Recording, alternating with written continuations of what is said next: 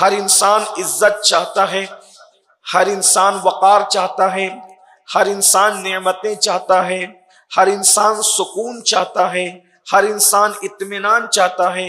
اور اللہ تبارک و تعالیٰ کے بندے کبھی سکون کے لیے کسی دروازے پر، کبھی کسی دروازے پر، کبھی کسی دروازے پر، نعمتوں کے لیے، دولتوں کے لیے، عزتوں کے لیے، وقار کے لیے، غرض کے انسان سوچتا ہے اس دروازے پر بھلا ہوگا، اس دروازے پر بھلا ہوگا، اس دروازے پر بھلا ہوگا۔ مگر اچھی طرح یاد رکھیں میرے آقا صلی اللہ علیہ وآلہ وسلم کے دیوانوں، ہمارا کہیں بھلا ہو ہی نہیں سکتا۔ اس کی وجہ یہ ہے کہ سب سے زیادہ ہمارا جو بھلا چاہنے والی ہستیاں ہیں، ہم ان کو چھوڑ کر اپنا بھلا کسی اور دروازے پر تلاش کر رہے ہیں۔ مثال کے طور پر حضور علیہ الصلوۃ والتسلیم سے زیادہ اللہ کی مخلوق میں کیا کوئی ہمارا بھلا چاہنے والا ہو سکتا ہے؟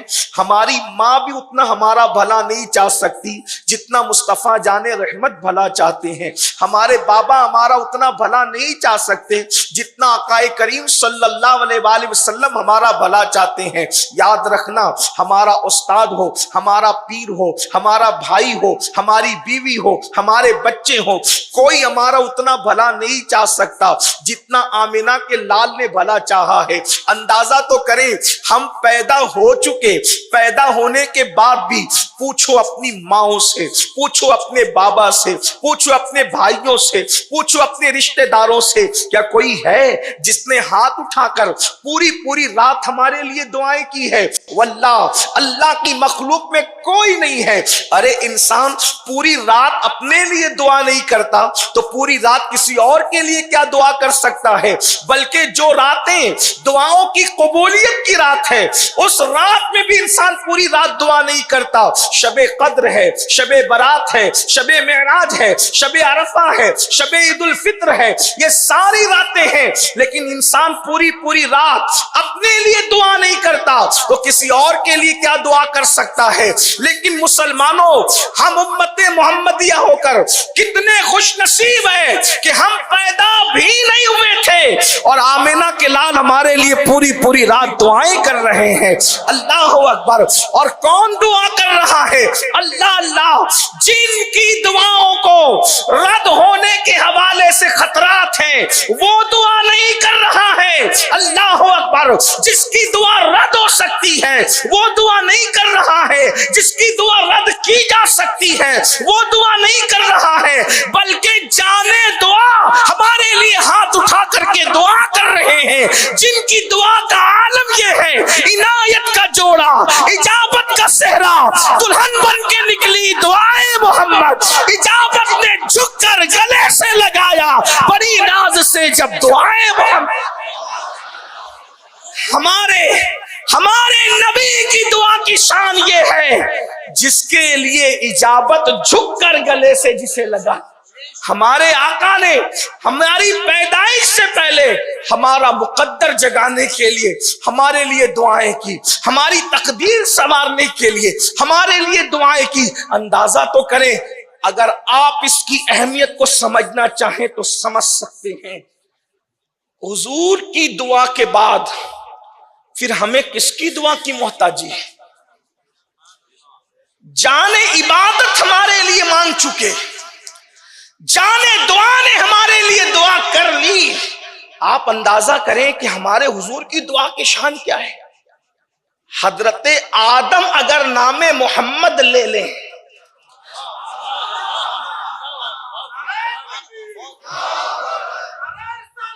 یا رسول اللہ، 200 سال تک حضرت آدم دعا کر رہے ہیں لیکن کوئی جواب نہیں آتا۔ نام محمد زبان پر آیا تو دعا کو قبولیت کا شرف عطا کر دیا۔ جس کا نام آنے پر دعا قبول ہوتی ہو، جس کا نام آنے پر دعا قبول ہوتی ہو، جب وہ جانے دعا خود دعا کرے تو پھر دعا کی معراج کا عالم کیا ہوتا ہو۔ میرے آقا علیہ الصلوۃ والتسلیم ہمارے لیے کبھی مغفرت مانگ رہے ہیں، کبھی نصیبے کی بلندی مانگ رہے ہیں، کبھی کچھ مانگ رہے ہیں، کبھی کچھ مانگ رہے ہیں، اللہ کی بارگاہ میں خیر طلب کر رہے ہیں، جنت طلب کر رہے ہیں۔ اب آپ مجھے بتائیں اتنی خیر خواہ ذات، اتنا بھلا چاہنے والی ذات جو مصطفیٰ جان رحمت کی ہے، ہم ان کا در چھوڑ کر کئی اور بھلائی ڈھونڈنے نکلے، نہیں ملے گی، اس لیے کہ ہم بھلائی ڈھونڈنے کے لیے گناہوں کے اڈوں کی طرف نکلے، اور جہاں گناہ ہے وہاں بربادی ہے، جہاں گناہ ہے وہاں تباہی ہے، جہاں گناہ ہے وہاں سکون نہیں ہے، جہاں گناہ ہے وہاں قرار نہیں، جہاں گناہ ہے وہاں اطمینان نہیں ہے۔ اس لیے کہ اچھی طرح یاد رکھنا، گناہ چھوٹا ہو یا بڑا، حضرت سیدنا فاروق اعظم رضی اللہ تعالیٰ نے ارشاد فرماتے ہیں گناہ چھوٹا ہو یا بڑا، مجھے اتنا سمجھتا ہے کہ گناہ سے رسول اللہ کا دل دکھتا ہے۔ چھوٹے سے چھوٹا گناہ کرو یا بڑے سے بڑا گناہ کرو، حضور کا دل دکھتا ہے۔ آپ سے پوچھتا ہوں، اگر راستے پر بیٹھنے والے بھکاری کا کوئی دل دکھائے، آپ غور فرمائیں، جس بھکاری کی کوئی اوقات اور حیثیت نہیں ہے، اگر اس کا کوئی دل دکھا دے تو بندہ تباہ اور برباد ہو جاتا ہے۔ کسی بھکاری بھیک مانگنے والے کا کوئی دل دکھائے تو بادشاہوں کے ہاتھ میں بھیک کے کٹورے آ گئے۔ تاریخ پڑھنے، بڑے بڑے بادشاہوں کے تخت و تاج کیوں لوٹے؟ کسی کا دل دکھانے کی وجہ سے۔ بلکہ صوفیہ فرماتے ہیں کسی بھی انسان کی جو الٹی گنتی شروع ہوتی ہے، کسی بھی انسان کی ترقی جب تنزلی میں تبدیل ہوتی ہے، کسی بھی انسان کی عزت جب ذلت میں بدلتی ہے، تو اس کے پیچھے سب سے بڑا راز یہ ہوتا ہے کہ اس نے کسی نہ کسی کا دل دکھایا۔ اللہ کے نزدیک دل دکھانے سے کوئی بڑا جرم نہیں ہے، کوئی بڑا گناہ نہیں ہے۔ اب آپ مجھے بتائیں، راستے پر بھیک مانگنے والے بھکاری کا اگر دل دکھا دیں تو بادشاہوں کے ہاتھ میں بھیک کے کٹورے آ گئے، بڑے بڑے عزت دار ذلیل ہو گئے۔ مسلمانوں، کبھی غور بھی کیا گناہ کرنے سے پہلے؟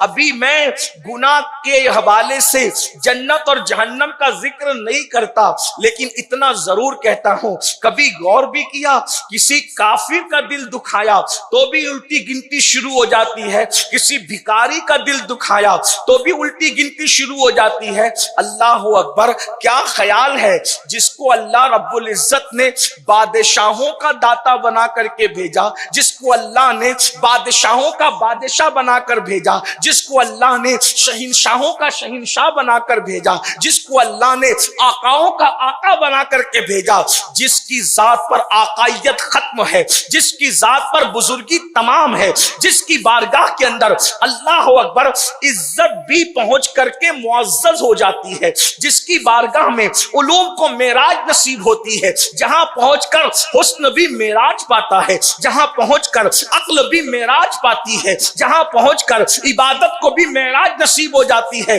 اس ہستی کا دل اگر کوئی دکھائے تو پھر وہ سکون کیسے پائے؟ لوگ کہتے ہیں امت مسلمہ کا زوال کا سبب یہ ہے، کوئی کہتا ہے یہ ہے، کوئی کہتا ہے یہ ہے۔ سارے دانشوروں کی فکر سر آنکھوں پر ہے، سارے دانشوروں کی آرا سر آنکھوں پر ہے، لیکن ہم کو جو سمجھ میں آیا بزرگوں کی جوتیوں میں بیٹھ کر کے وہ یہ۔ اللہ اکبر! سیدنا فاروق اعظم فرماتے ہیں گناہ کوئی بھی کرو، چھوٹے سے چھوٹا ہو یا بڑے سے بڑا، وہ ڈائریکٹ رسول اللہ کے دل کو تکلیف پہنچاتا ہے، حضور کا دل دکھاتا ہے۔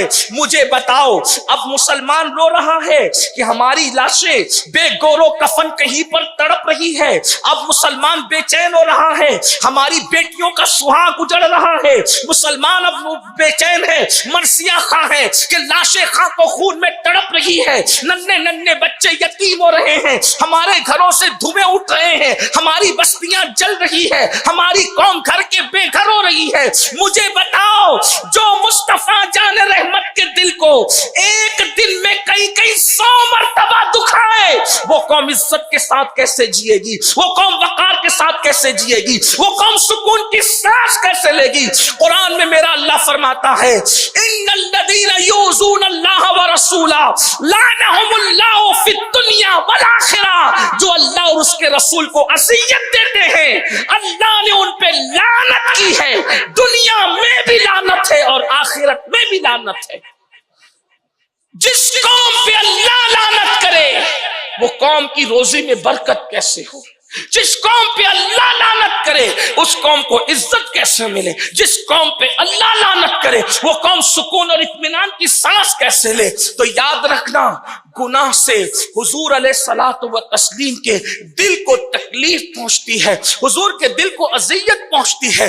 اب بتائیں، اللہ اکبر، چھوٹے سے چھوٹا گناہ کرو تو حضور کا دل دکھتا ہے، تو جب میری قوم کا کوئی جوان زنا کرتا ہوگا تو حضور کے دل پہ کیا گزرتی ہوگی؟ جب میری قوم کا کوئی جوان نشے میں دھت پڑے رہ کر کسی گٹر کے کنارے تڑپتا ہوگا حضور کے دل پہ کیا گزرتی ہوگی؟ جب قوم کی کوئی بیٹی لاج میں اپنی آبرو کا سودا کر رہی ہوتی ہوگی اس وقت رسول اللہ کے دل پہ کیا گزر رہی ہوتی ہوگی؟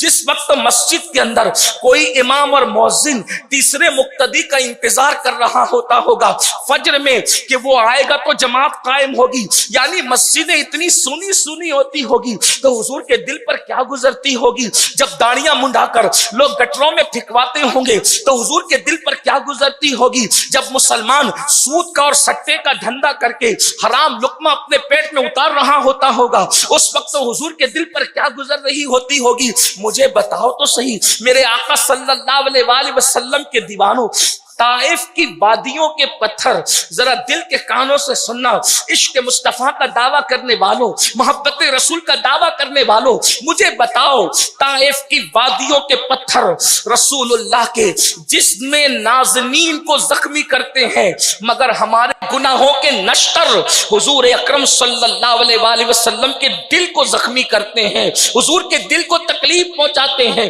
حضور کے دل کو اذیت پہنچاتے ہیں۔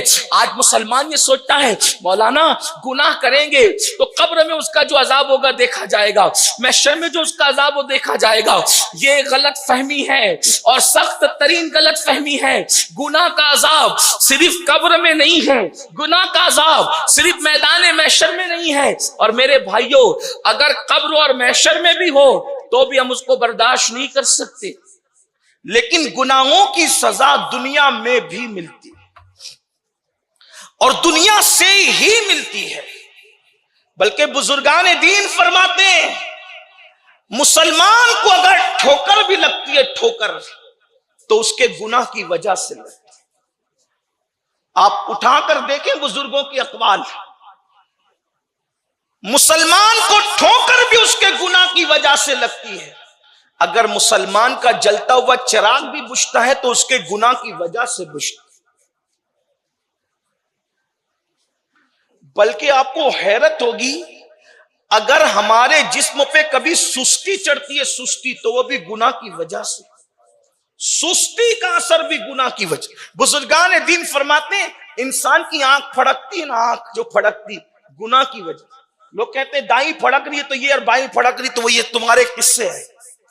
بزرگان دین فرماتے ہیں آنکھوں کا پھڑکنا بھی، جسم کے اندر زلزلے کا پیدا ہونا بھی، حتیٰ کہ بیماریاں بھی، سب گناہ کی وجہ سے۔ بلکہ جو بھی مصیبت ہے وہ گناہ کی وجہ سے۔ قرآن کہتا ہے وَمَا أَصَابَكُم مِّن مُّصِيبَةٍ فَبِمَا كَسَبَتْ أَيْدِيكُمْ، کہ تم پر جو بھی مصیبت آتی ہے وہ تمہارے اعمال کی وجہ سے، وہ تمہارے گناہ کی وجہ سے۔ بلکہ آپ کو ایک اور حیرت انگیز بات بتاؤں، اگر توجہ آپ کی میری طرف ہے تو آپ میری طرف توجہ رکھیں، دائیں بائیں والوں کی طرح آپ توجہ چھوڑ دیں۔ ایک بار بلند آواز سے درود شریف پڑھیں۔ اللہ رب محمد صلی اللہ علیہ وسلم، نحن عباد محمد صلی اللہ علیہ وسلم، صلاۃ و سلام علیک یا رسول اللہ صلی اللہ تعالی علیہ وسلم۔ بلکہ جو ظالم حکمراں مسلط ہوتے ہیں، حدیث پاک ہے، وہ بھی گناہوں کی وجہ سے۔ اللہ کے رسول صلی اللہ علیہ وآلہ وسلم فرماتے ہیں کہ حدیث قدسی ہے، اللہ پاک ارشاد فرماتا ہے حدیث قدسی میں، اللہ فرماتا ہے کہ میں ہی اللہ ہوں۔ اللہ کیا فرماتا ہے؟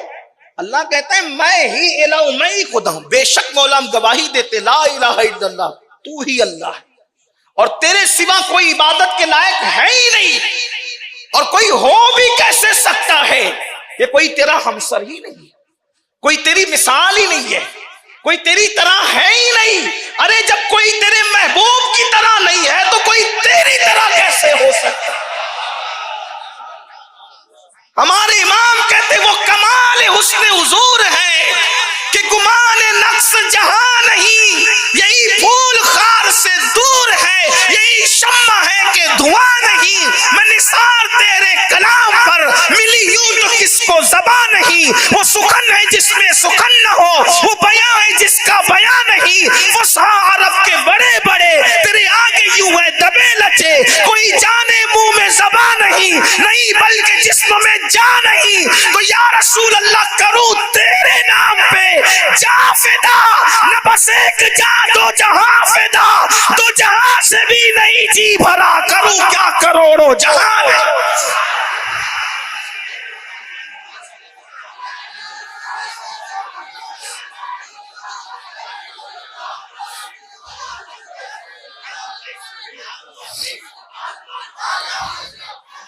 یا اللہ جس کو تو نے اپنی قدرت کا شاہکار بنا کے پیدا فرمایا، جب اس جیسا کوئی نہیں ہو سکتا، جس کو تو نے بنایا ہے جب بننے والے کی طرح کوئی نہیں ہو سکتا، تو بنانے والے کی طرح کوئی کیسے ہو سکتا؟